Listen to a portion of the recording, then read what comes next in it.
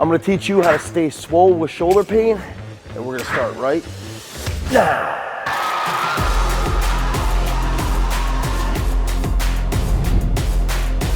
What are the different types of shoulder pain? You might have shoulder pain when you're doing an external rotation and you're getting through that mid-range, right about there. And that's one of those key areas that we have a consistent feel for shoulder pain and shoulder discomfort. Another consistent type of shoulder pain might be when you're doing a snatch. Don't judge my technique. When I catch the snatch just on top of my shoulder, I get a little bit of discomfort and some shoulder pain. Another form of injury is going to be an impact injury. So think about wrestling, think about football. There might be issues all throughout your AC joint, and that's when we need to take off from presses immediately. Another really consistent issue around the shoulder joint is going to be overuse injuries. Think about baseball players, think about swimmers. There's a lot of chronic use, and it's a very complex joint. It's one of the craziest joints on our body, along with our hip. And so when we're talking about shoulder pain and shoulder overuse injuries, we've got to have some type of plan. And that's why we're going to give you that 5-step plan so that you can understand the different types of pain that you have and figure out where you fall so that you can train with that shoulder pain. Oh, I love the PA press. One of my favorite overhead presses. But if you have shoulder pain, you should be avoiding the PA press. The first step that you can do is avoid anything that goes overhead. Think about pull-ups, the PA press, Z presses, dumbbell military press, behind the neck push press, behind the neck jerk. Anything where you're pressing overhead should be avoided immediately, especially if you have pain on top of your shoulder, even snatches. What this will do is it'll alleviate that overhead tension and ideally provide time for that shoulder to heal up. Step 2, switch to all neutral grip pressing or semi-neutral grip pressing. What I like to do is we've got this sweet football bar that's semi-neutral, okay, and it has fat grips. So we can take this, and if we're doing something like a decline press, with that fat grip, it's gonna force our shoulders to recruit a little bit more. It's gonna help me pack my shoulder blades back a little bit more, activate my rhomboids. That's gonna provide better support while I'm doing the pressing movement, and being in that neutral position is shoulder safe. Boom! I even recommend rowing with the neutral grip when you have that shoulder pain. I love these rows for a big upper back.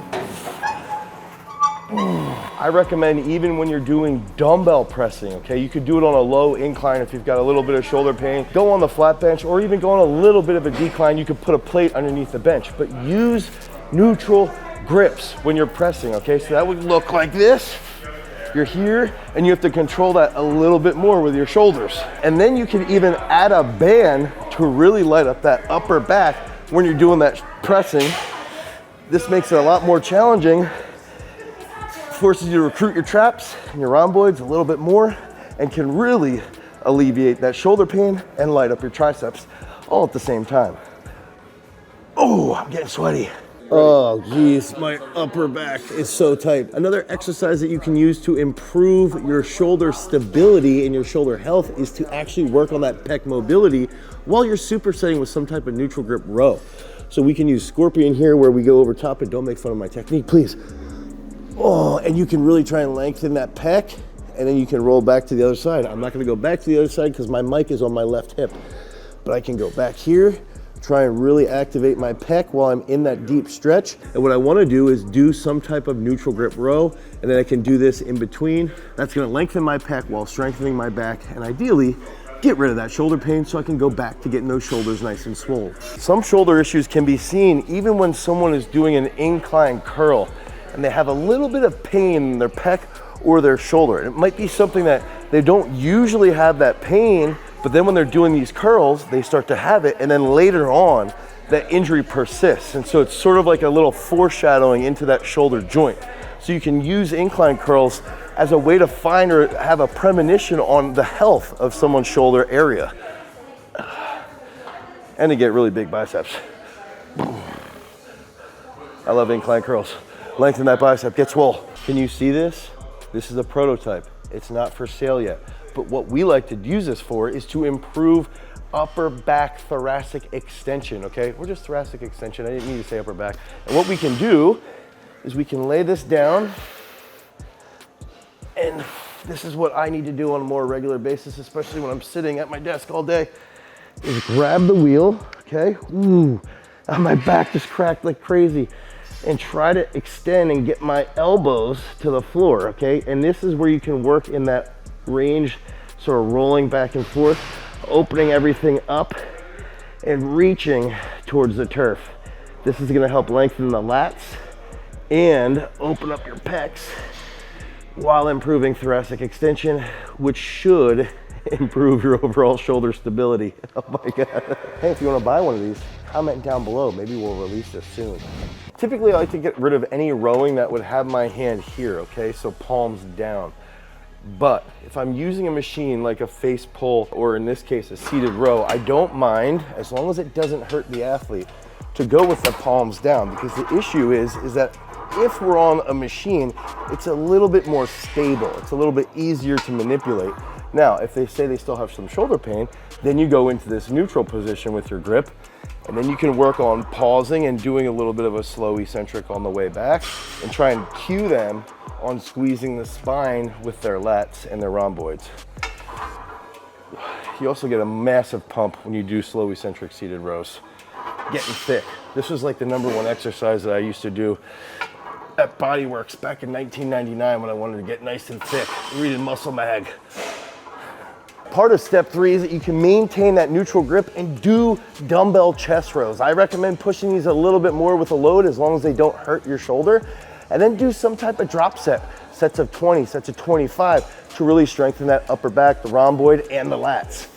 Another great exercise that you can use is the T-bar row. We're lucky here at Garage Strength that we have a semi-neutral T-bar row right here, and we can use this to really strengthen the rhomboid, strengthen the lats, strengthen the biceps even. A lot of people forget that bicep strength leads to shoulder health and shoulder stability. And so you can use T-bar rows to strengthen that back and ideally improve that shoulder girdle. I think another thing actually I just thought about was the fact that bodybuilders don't struggle with shoulder pain nearly as much as other athletes. And the reason being is they're very structurally sound.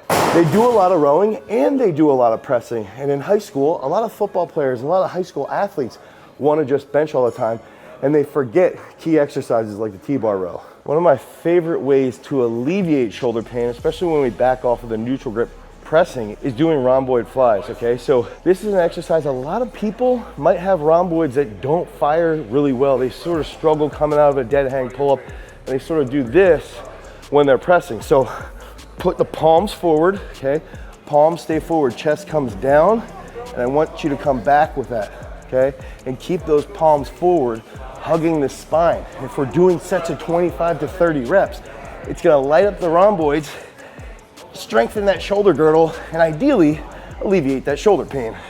The only issue with all of these exercises is it can exacerbate some type of problem. That's gonna lead to one of our last key factors in alleviating that shoulder pain is finding that medical practitioner. We were fortunate enough in our case where we had the mobility doc in our corner. I was programming a ton of rows, a ton of upper back work to alleviate Jake's issue in his shoulder.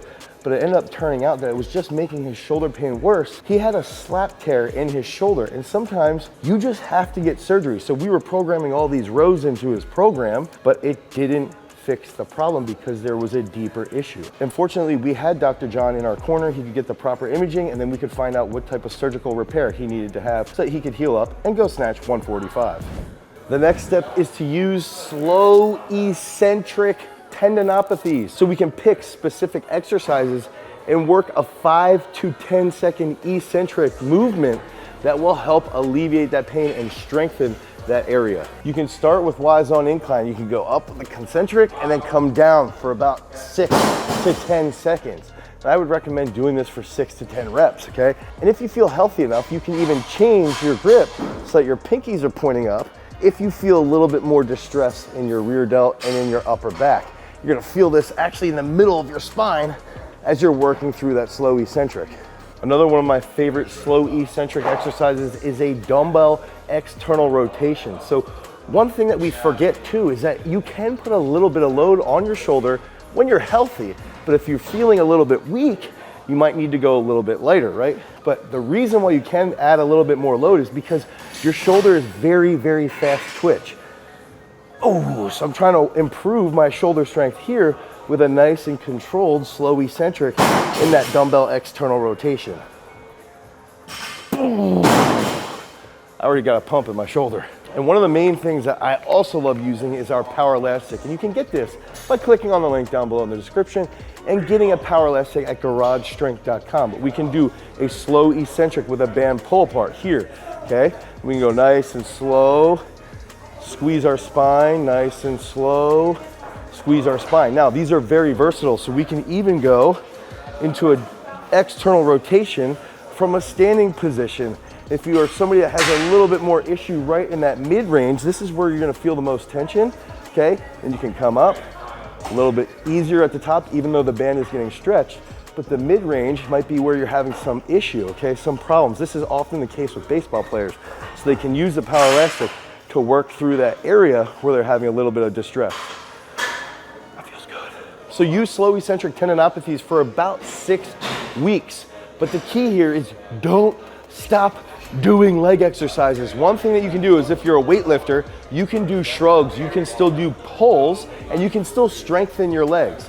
If you're squatting and you feel a little bit of pain when you go to set up that back squat, or it's a little bit of discomfort here when you go to front squat, what you can also do is put a safety squat bar over your shoulders and use that to strengthen your legs while you're still doing all the eccentric tendinopathies. You've done everything, right? You've done all the stuff that you need to do. That 5th step is to find a medical resource. Fortunately for us, we use the mobility doc, Dr. John Giacalone, and what he does is he minimizes friction inside of joints. And he has this saying, if you can minimize friction, you can enhance impulse. What is impulse? Impulse is force over time. So if we're athletes or if we're bodybuilders, if we have better impulse, we can get stronger, we can be healthier, and we can improve in our specific sport. So that main factor is finding that medical resource, again, in our case, Dr. John from Mobility Doc, and then you can get some type of imaging if that's necessary. They can help you initially with those specific recovery exercises, and if that doesn't work, then they can get you that script to get you that proper imaging. So do shoulder mobility and prep work daily, before and even at the end of your workout. That second key factor is to know what type of shoulder injury you have. Is it chronic use? Is it impact? Is it on top of your shoulder when you're catching that snatch? Is it when you're doing an external rotation? Identify what type of injury that is, and that's gonna help you progress with your training. That third key factor is to follow the step-by-step procedure. Don't stop training cold turkey. That's one of the things that drives me insane. Figure out what's causing that pain or causing that tension, or maybe it's the volume, maybe it's the intensity. Pull those things back, but don't stop training cold turkey. When all else fails, those last 2 key factors come into play. First, find that great medical resource. Hit up the mobility doc. That second key factor in this area is to get that imaging done so that you can see if there's any type of deeper issue that you need to have some type of surgical procedure, and then you can move forward and ideally heal up that shoulder. If you have that shoulder pain, click on the link down below, head over to garagestrength.com and pick up our shoulder care routine that you can implement into your training to help heal up that shoulder. Because remember, freaks, if you want to be a champion, you've always got to cultivate your power. Peace.